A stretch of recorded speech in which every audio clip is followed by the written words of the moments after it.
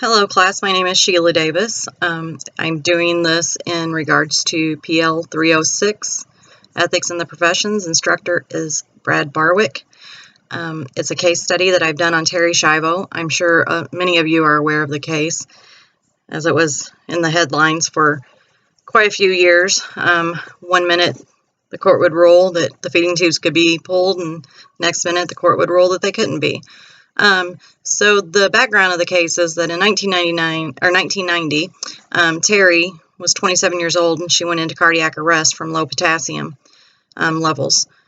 She was found unresponsive, and by the time she got to the hospital, they were able to keep her alive, but her brain was pretty much gone, and there was no brain activity left. She was able to breathe on her own. So she then went to a nursing home where she lived out the next 15 years of her life in a vegetative state.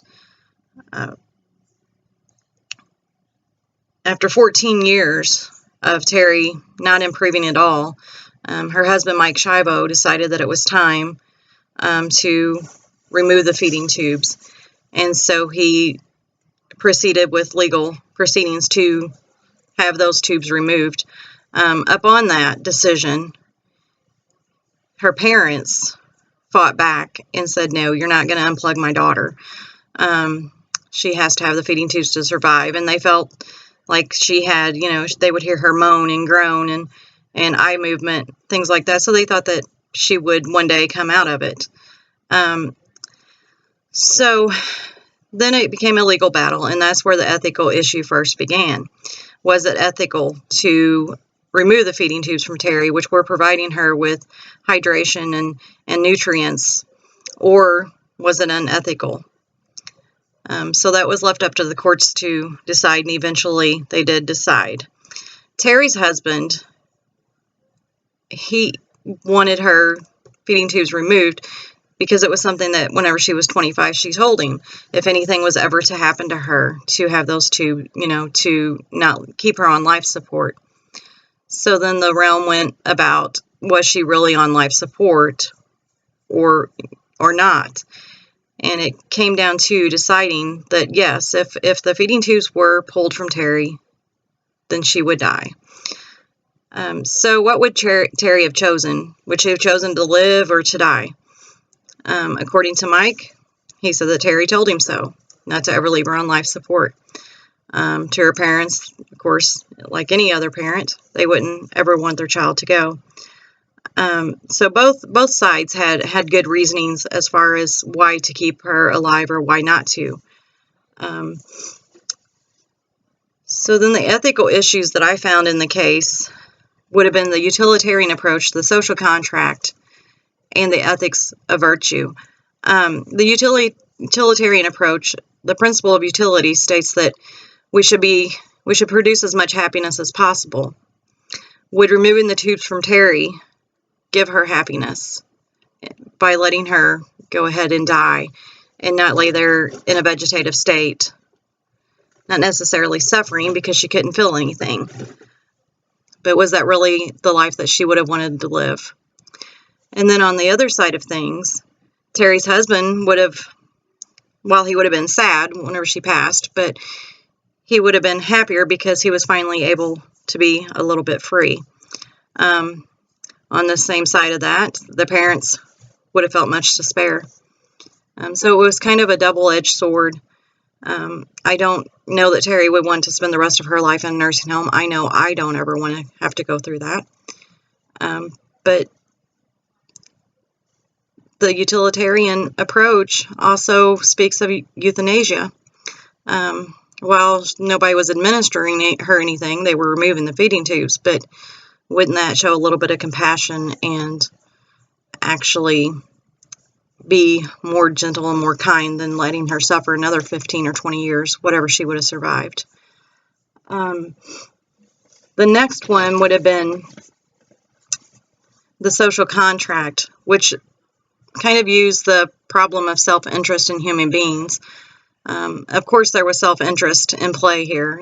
In Mike Schiavo's case, he couldn't move on with his life. He couldn't get a divorce because she was unable to sign. and I'm sure the medical bills were getting quite expensive. So he had many self-interests at hand. Then on the other side, Terri Schiavo's parents, the Schindlers, they didn't want to lose their daughter. That was their self-interest.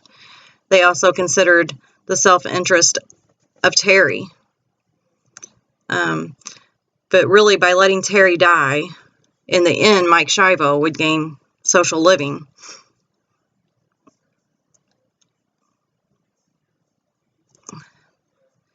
Then the ethics of virtue, I think, too, comes into play in this case. What is the right thing to do in this ethical dilemma? Mike Schiavo, as far as we know, was honest. I mean, it's possible that Terri did actually tell him that she wanted to be unplugged. So I believe in this case that he was showing compassion toward his wife, not just wanting freedom, but I do feel that he was compassionate. Nobody wants to see a loved one suffer and suffer and suffer and not make any improvement. So I think that he had her best interest at hand by wanting to remove the feeding tubes. I think he also admitted a lot of courage by fighting the court cases. You know, he'd win and then he'd lose, and he'd win, then he'd lose, and he just kept going back and back and back at it. He never gave up. Terri's parents, the Schindlers, they also showed virtues.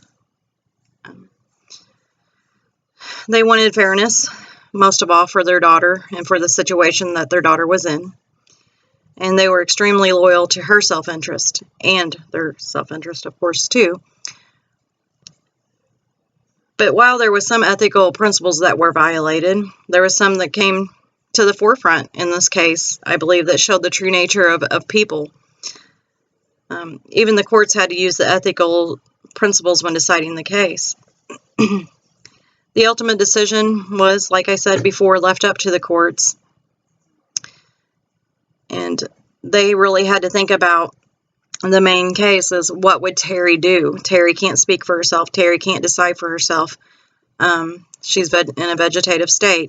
So that's how the court had to actually go by and, determine, by having many doctors and neurologists to assess Terri and also help with the decision. The law can be a good thing, and it can offer security in a realm of assuring societal order. After weighing much of the medical advice and listening to many testimonies from doctors and others, other professionals, excuse me, sorry, I have a cold, they felt that it was humane to remove the feeding tubes, while others felt that it was still inhumane. Upon removing the feeding tubes, they finally did in 2005. A few days later, Terri did pass away from dehydration. But it really changed the medical field and how they view, this issue now. They've encouraged many others to start creating living wills, which are, when you go to the hospitals now, or doctor's offices, either one, most of them will ask you, do you have a living will? And what that means is, if you were to die, or have a heart attack or become unresponsive, that it's just, they do not resuscitate. It's a do not resuscitate order, basically. So it really came down to, you can gain quantity, but can you gain quality? And so in Terri's case, it kind of brought about, changes medically and legally, ethically and morally. It started making people think, what should I have done? Should I do a will? Should I do a living will? Should I have everything in order? And after, listening to this case, I was a little younger then. It really made me think and change my perspective on it and get everybody else to think about that too. So this is my case on Terri Schiavo. Thank you.